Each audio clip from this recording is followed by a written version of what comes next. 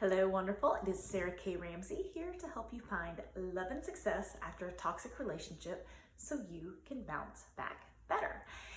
And I was in the Mrs. Tennessee for America pageant last evening, had a fabulous time, but it did not start out that way. In fact, the first day, I cried and I called my husband and I said, "This is not fun. Why did I do this?" And he said, "You did it because you wanted to remember what it felt like to be a novice at something. You wanted to remember what it felt like to be uncomfortable. You wanted to remember what it felt like to feel like you were going to fail at something.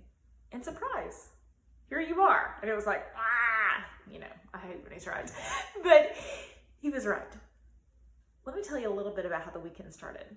So I was trying to get all my stuff together, trying to be organized, trying to self-manage. And then I pick up the shoes for the weekend that I ordered ahead of time. They're really skinny and really high, like really high. There's also a platform on them. So they make pageant girls taller and they add 4 or 5 inches. So you can imagine how tall these shoes are. The base here, huge, tiny, skinny heel. And I've been on camera a lot. I've been on stage a lot. I was a piano major. So to many people, it's probably like, oh, a pageant wouldn't be that vulnerable for her. You know, you say you want to do hard things, you want to try hard things, but you're probably really good at pageants. And I thank you. I'd like to know that I'm good at being in front of people and on stage and stuff. But it's very different than being a pageant girl and being dignified and walking very slowly in gowns and in those high heels. So, day one, I come in, I have my shoes, and they have this huge room set up. There's crowns everywhere. Miss America was there, Miss all these, this Miss that, this Miss that, this Mrs. that, this in the whole room with all these women in crowns. And all us new people, okay? Now, most of the new people had been doing pageants since they were kids and they had been practicing and they already owned a pair of these shoes. Not me. So they put us in this room and we have to practice our walk. And I think, okay, I've done choreography, I've done dancing. Surely I can remember stand, walk, stand, walk, stand, walk. It's definitely harder than it looks, especially in those heels. We did it on carpet and my shoes were actually too big. So I felt like I was gonna fall out of them the whole time. I felt so uncomfortable. I had to do it in front of so many people who are obviously very good at this. They all had sparkly crowns on their head, and I felt so stupid. I felt so ashamed. I felt so vulnerable. And I tried to put my happy girl face on and do it anyway and appear confident. But as soon as I started walking, they basically stopped me and then someone came and they said, "Oh, here, I'll help her." Which is embarrassing. Now, all the ladies were incredibly helpful, and there's more to that story. It was not those women's fault. I didn't know what I was doing. They were, "Oh, great, I'll help her." But to be the one singled out for needing help is not fun. It felt almost, if you've ever heard of like those sorority stories where the sorority sisters like line up and you have to take off your clothes, you're just naked standing in front of everyone, and they say, "Oh, you need to fix that, you need to fix that, you need to fix that on you, you need to fix all these parts on your body," and they don't have the perfect body. And I've never had that experience, but I can imagine the shame of that experience and the horror of that experience. And that's the closest thing I could feel. I felt naked. I felt like everyone could see my weaknesses, everyone could see what was wrong with me, everyone could see that I didn't belong here. I hadn't been doing pageants forever. And my one thing I don't want is to feel like I don't belong and to look like I don't belong. But I did. And it was shame, and it was vulnerable, and it was sad, and it was scary. And the reason I did the pageant is to remember what some of those things felt like. So when my clients, I tell them, get out there and put yourself out there and do this and create new circumstances for yourself and meet new people. And that's scary for them. Meeting new people, not scary for me. I'm great with that. Huge high heels, walking in front of everyone who looks like they're Victoria's Secret supermodels and doing that in front of them. They've got crowns on their heads. Super vulnerable for me. Okay. I felt ashamed. I had to decide what to do about it. Okay, I had to bounce back better myself. I had to rebound very quickly, or I was going to be very embarrassed because I had friends and family who'd spent a lot of money on tickets. My children were coming to watch. Surely I could not embarrass my kids. I didn't want to be the one that was embarrassing. Okay, so I knew I had to get a game plan. So next time you were feeling vulnerable, you were feeling helpless, you were feeling ashamed, I want you to think about what I did, because it's exactly why I did the pageant, so I could remember what that felt like and figure out how to overcome it again with this version of myself. There were 3 things. 1, I asked for help. I did not assume I could do it on my own. I couldn't. We think, one of the things was walking my shoulders back, right? Because they say, oh, you know, when you're in pageants, you should just be yourself. Well, here's myself. I'm not even talking to a camera. I'm not even talking to a person. I'm leaned in, I'm engaged, I'm excited, but in pageant walk, that's horrible posture. When I play piano, I'm leaned over, because I'm getting into it. Horrible posture for a pageant. So I had to pull back. See, now do I look like a pageant girl already? Pretty amazing, right? When I watched it, I said, oh, I see why they were telling me to pull my shoulders back. But they kept saying, oh, you need to pull your shoulders back. You need to pull your shoulders back. You can see things in other people that you cannot see in yourself. And other people can see things in you that you can't see. So they were seeing, oh, look, Sarah, this version of you is so much prettier than this version of you. Like leaned in, hunched over, okay? But I couldn't see it. So I needed help, and I knew it. So the rest of that weekend, every time I passed one of those people that had a crown on their head, I'd say, can you help me? Are my shoulders back? Is my neck elongated? How am I doing? Will you watch me walk? Over and over and over. And they were so kind. Not one person ever told me no. But they could tell I wanted to get better. And so I got better, got a lot better. In fact, the pageant director said when she was watching me on stage, she said, every time you walk off that stage, you did a better job than the time before. Which that's all I had. The person who won, she'd been doing pageants, she was a child. She looked like a real Barbie. Dark hair, but looks like an actual life-size Barbie. I had to just bring my best self. And I knew I was gonna have to have help to do it. And I knew, could I have just stayed in my room and Googled how to walk in heels? Or practicing for the mirror? Yes. Would it have been as effective? No. In our lives, when there are things we are not good at, we need to find people who are good at those things, take their advice to make our journey faster.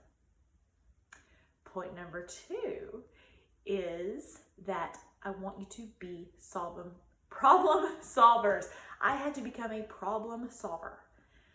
When I felt ashamed, when I felt embarrassed, when I wanted to go home, when I wanted this to stop, I absolutely could have just given up, beat myself up. God, Sarah, why in the world would you do this? You're a mother, you are 37, you have no business. Go home and do the dang laundry, build the business, volunteer at the animal shelter, whatever. Who are you to even thought you could do this? Why would you want to put a bathing suit on? There's 23-year-olds in this competition. You're going against 23-year-olds, and now you're going to look stupid in high heels. What were you thinking? And you spent all this money? What a failure. That is not the scenario that played in my head. It's a scenario that could have played in my head many years ago, which is why I recognize that voice. But I made me being unable to walk in those heels and do the walk well the problem, and my inexperience the problem, not me as a person the problem. So then I could solve it. I can't solve me as a person, but I could get better. And so I found one of the lovely people, the very first lady, she helped me with my shoulders and stuff.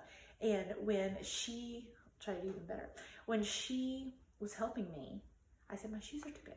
And she says, what size? I can get you a smaller size. So I got her shoes. Huge problem solving solution, because I asked for help. And then there's actually this foot grip. Apparently you can glue your feet onto shoes, and that's what I did. There's also butt glue. You can glue your bathing suit on. Anyway, lots of pageant tricks I did not know about. So I had grip on my feet, so I wasn't sliding out of the heel, so I could dance and do whatever from a more secure area. Okay? So Solution number 1, get help when you need it.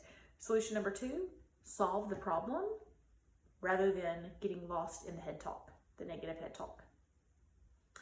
And number 3, become your own superhero, which is definitely one of my favorite things to talk about. And we hear the words, you just be you, just be you, just be you. And going into the pageant, that was advice. People were like, oh, Sarah, you've got this. You just be you, be your best self, just be you. And it's like, what does that mean to be me? Because the reality is me. It's like this, and I love, and I'm engaged, and I this, which means I'm always leaning forward, which is horrible posture, okay? So I couldn't just be myself because that wasn't what was supposed to be happening.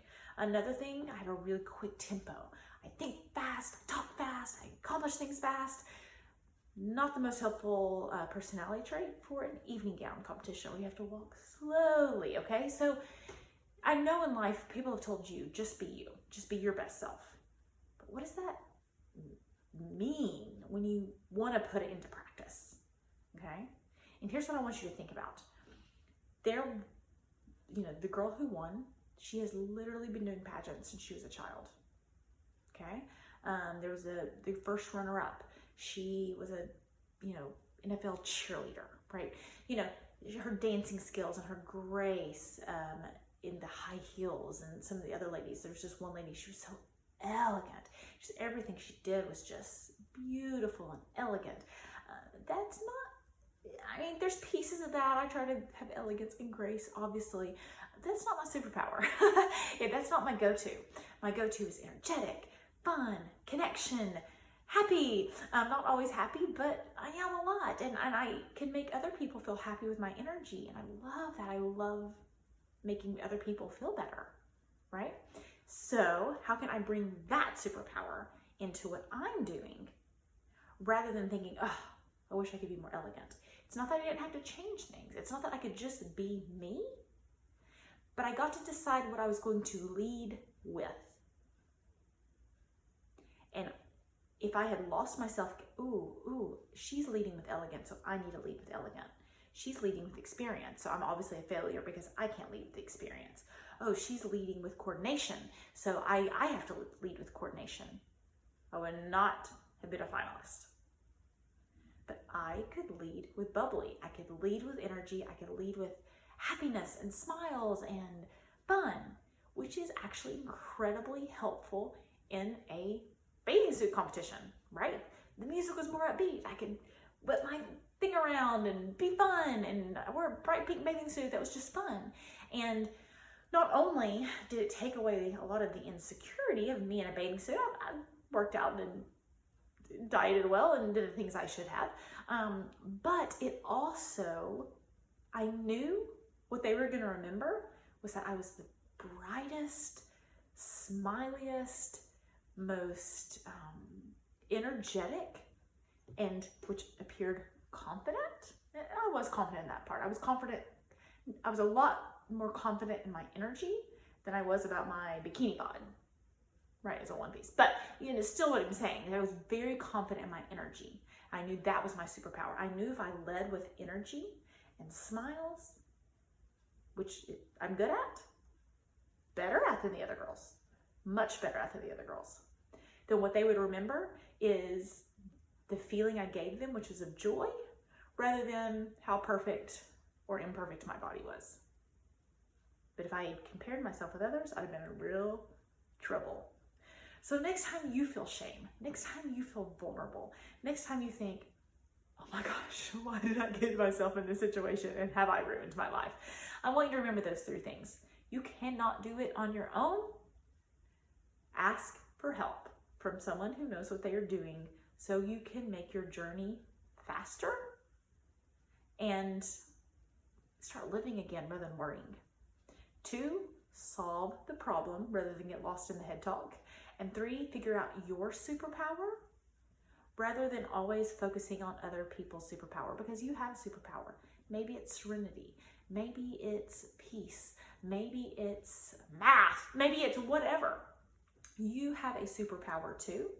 And I want you to use your superpower to make the world a better place, because the reason I did this pageant was because of my cause, because of my message, because of my purpose, not because I wanted to be pretty. I didn't even get my ears pierced till 32. I was by far the worst there at figuring out my own hair and makeup. I don't have any makeup on right now. This is all eyelashes left over from last night, hair curl from last night, spray tan from last night. Like it's all from last night. You know, I just woke up and it's like, oh, this still works. I guess I'll do a live on it. But I want you, that was another point of insecurity going into a beauty pageant. And like, I was like, I'm gonna have to hire somebody to do my makeup. I don't even know how. I don't know how to play fake eyelashes. But if you get caught up in those things in your life and you don't give yourself the grace and confidence of figuring it out as you go, you're gonna miss out on stuff. You're gonna miss out on wonderful opportunities. You're gonna miss out on your next best chapter of your life. Because I did make it as a finalist. I did get to spread my message. I did get to spread my platform. I got to talk about wearing a purple dress in honor of domestic violence, in honor of Emma Walker, who was a cheerleader killed in our area, and in domestic violence. I got to tell people that message and spread awareness. And that is more important to me than my insecurities. A little shame, a little vulnerability, walking in high heels, it's pretty small in the scheme of things compared to the work I want to bring to the world. And there's things in your life that you are afraid of and work you are not bringing into the world because of that fear. Push it aside. Get help when you need it. Become your own best problem solver and become your own best superhero. Hope that helps.